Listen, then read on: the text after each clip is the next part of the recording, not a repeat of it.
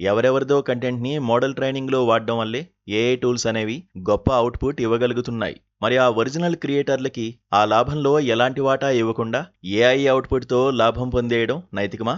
కాదు. అలాగని ఏఐని పూర్తిగా వాడకుండా పక్కన పెట్టేసేలా నిషేధించడం తెలివైన పనా? కానే కాదు. అందుకే ఈ విషయంలో మధ్య మార్గం ఉండాలి. మూవీ క్రియేషన్లో ఏఐ వాడకం గురించి కొన్ని హద్దులు పెట్టుకోవడం తప్పనిసరి. ఈ విషయంలోనే నోలన్ లాంటి హాలీవుడ్ ప్రముఖులు చొరవ తీసుకుంటున్నారు.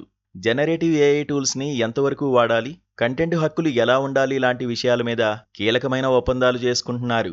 అసలు ఏఐ వచ్చిన మొదట్లో కొందరు ఔత్సాహికులు సినిమా స్క్రిప్ట్లు రాయడానికి, నటీనటుల ముఖాల్ని మార్చడానికి విరివిగా ఏఐని వాడేయడం మొదలుపెట్టారు. ఈ విషయంలో నోలన్ 2023లోనే అలర్ట్ అయ్యారు.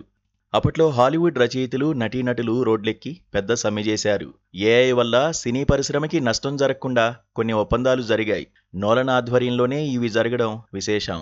ఏదేమైనా ఒక కొత్త టెక్నాలజీ వచ్చినప్పుడు ఏం చేయాలి అనే విషయంలో నోలన్కి స్పష్టమైన అవగాహన ఉందని అనిపిస్తోంది. టెక్నాలజీని స్వాగతిస్తూనే నిజమైన టాలెంట్కి కూడా విలువివ్వాలి. ఇటు ప్రయోజనం, అటు నైతికతతో మనుషులు ముందుకు సాగాలి. కొత్త టెక్నాలజీ తెచ్చే కొత్త అవకాశాల్ని పూర్తిగా వాడుకోవచ్చు, కానీ ఆ అత్యుత్సాహం అసలుకే మోసం తేకూడదు.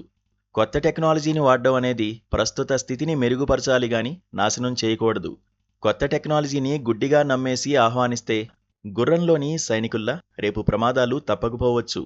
క్రిస్టఫర్ నోలన్ కావచ్చు, ఆయన సినిమా ఒడిస్సీ కావచ్చు, మనకి చెప్పే సత్యం ఇదే.